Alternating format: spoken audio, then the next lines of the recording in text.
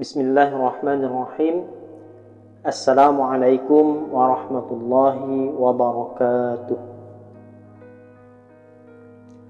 Sahabat sekalian, dimanapun Anda berada, semoga tetap sehat dan senantiasa dalam lindungan Allah Subhanahu wa Ta'ala.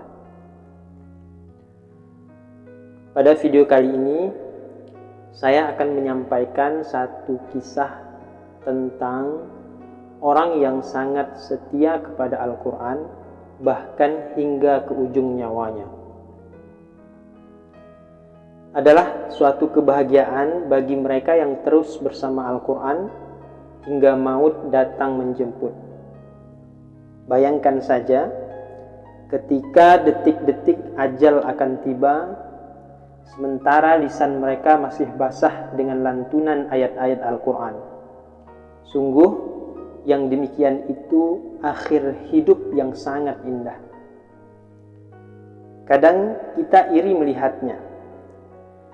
Iri di sini bukan dalam arti berharap nikmat itu dicabut darinya. Tapi iri di sini adalah rasa takjub dan kita berharap ingin seperti mereka. Tentu saja, iri yang seperti ini boleh bahkan sangat dianjurkan. Sebagaimana Nabi SAW pernah mengatakan bahwa tidak boleh iri kecuali kepada dua jenis orang. Pertama, orang yang diberi pengetahuan tentang Al-Quran oleh Allah Subhanahu wa Ta'ala dan diamalkannya sepanjang malam dan siang. Dan yang kedua, orang yang dianugerahi oleh Allah Subhanahu wa Ta'ala harta, lalu ia menafkahkannya sepanjang malam dan siang. Hadis riwayat Bukhari dan Muslim. Sahabat sekalian, ada satu kisah inspiratif yang diceritakan oleh Buya Hamka tentang hal ini.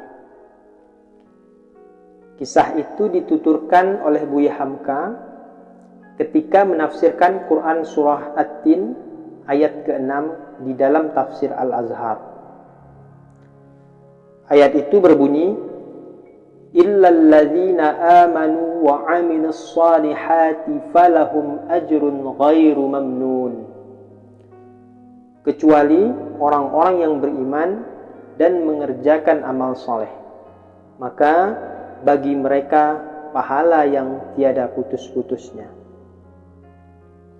Dalam menafsirkan ayat tersebut, Buya Hamka banyak berbicara tentang arzalil umur, yaitu kondisi badan yang sudah sangat tua, pikun, tidak tahu apa-apa lagi. Nah, dalam konteks inilah Nabi SAW mengajarkan satu doa kepada kita agar Allah tidak mengembalikan kita kepada umur yang sangat tua dan pikun itu. Adapun doa yang diajarkan Nabi Muhammad SAW itu ialah Allahumma inni a'udzu bika minal bukhli wal kasali wal harami wa arzalil umri wa azabil qabri wa fitnatid dajjali wa fitnatil mahya wal mamati. Ya Allah, aku berlindung kepada Engkau dari sifat bakhil dan pemalas, tua dan kembali pikun, dan dari siksa kubur dan fitnah dajjal, serta fitnah hidup dan fitnah mati. Sahabat sekalian, Buya Hamka menuturkan bahwa arzalil umur disebutkan dua kali di dalam Al-Quran. Pertama, disebutkan dalam Quran surah An-Nahl ayat 70, dan kedua disebutkan dalam Quran surah Al-Hajj ayat ke-5. Tentang arzalil umur itu, Ibnu Abbas berkata, asalkan ia taat kepada Allah pada masa-masa mudanya, meskipun ia sudah tua dan pikun, akalnya sudah tidak jalan lagi, tetapi untuknya masih tetap dituliskan amal salehnya sebagaimana di waktu mudanya itu juga. Dan tidaklah ia akan dianggap berdosa lagi atas perbuatannya di waktu akalnya tidak jalan lagi atau pikun. Sebab ia adalah beriman dan taat kepada Allah di masa mudanya. Kemudian Buya Hamka mengemukakan satu hadis yang diriwayatkan juga oleh Ibnu Abbas dan Ikrimah. Bunyi hadisnya, "Man jama'al Qur'ana fala yurja'u ila ardhil umur insyaallah." Barang siapa yang mengumpulkan Al-Qur'an, tidaklah akan dikembalikan kepada ardhil umur, kepada tua pikun, insyaallah. Berkaitan dengan hadis di atas itu, disinilah Buya Hamka menceritakan satu pengalamannya. Buya Hamka menuturkan bahwa saudara perempuan ayahnya, Wai Tuo Aisyah, begitu Buya Hamka menyebutnya, meninggal dunia dalam usia 86 tahun. Sejak beberapa tahun sebelum meninggal dunia, Wai Tuo Aisyah mengalami gangguan pendengaran sehingga tidak bisa mendengar pembicaraan orang terhadapnya. Namun, sejak masih gadis, Wai Tuo Aisyah menuruti ajaran ayahnya, yaitu mewiridkan bacaan Al-Quran sekhatam-khatamnya. Jika tidak ada kesempatan membaca Al-Quran dengan mushaf atau sedang dalam kondisi berat untuk mengkhatamkannya, Wai Tuo Aisyah pun membaca secara berulang-ulang surah-surah yang dihafalnya di luar kepala. Di antaranya surah Yasin, Al-Waqi'ah, Al-Kahfi, Al-Mulk, dan beberapa surah lainnya. Walaupun Wai Tuo Aisyah sudah tua dan mengalami gangguan pendengaran, tapi beliau tidak pikun.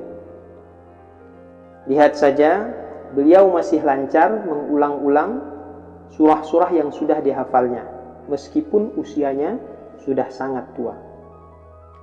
Itulah aktivitas beliau sehari-hari, hanya membaca Al-Quran. Kondisi yang sudah tua dan gangguan pendengarannya tidak menjadi hambatan baginya untuk terus berinteraksi dan dekat dengan Al-Quran. Buya Hamka menceritakan bahwa setelah Wai Tuo Aisyah sakit akan meninggal dunia, mulutnya masih komat kamit membaca Al-Quran. Bahkan, beberapa jam lagi akan menutup mata, Wai Tuo Aisyah masih sempat tersenyum dan berkata bahwa ia mendengar suara-suara bacaan Al-Quran yang begitu indah dan merdu. Kemudian, Wai Tuo Aisyah meminta anak cucunya mengelilinginya dan ikut berdiam diri mendengarkan bacaan Al-Quran itu. Padahal bacaan itu tidak didengar oleh mereka. Lalu Wai Tuo Aisyah pun meninggal dunia dalam keadaan senyum, barangkali mendengar suara bacaan Al-Quran yang merdu itu. Sahabat sekalian, dari kisah di atas, semoga dapat menjadi ibrah dan nasihat yang berarti buat kita, bahwa tidak ada yang lebih indah dan nikmat melainkan kebersamaan dengan Allah, hidup dan mati bersama Allah. Itulah puncak kenikmatan bagi mereka para ahlul Quran. Mereka layak menyandang status keluarga Allah di muka bumi ini, sebab mereka inilah yang senantiasa menghidupkan Al-Quran dalam setiap aspek kehidupannya. Sahabat sekalian, dengan kerendahan hati dan mengharap ridho Allah Subhanahu wa Ta'ala, mari kita bermohon dengan hati yang khusyuk kepadanya, agar kita dan anak keturunan kita kelak menjadi ahlul Quran. Amin ya rabbal alamin.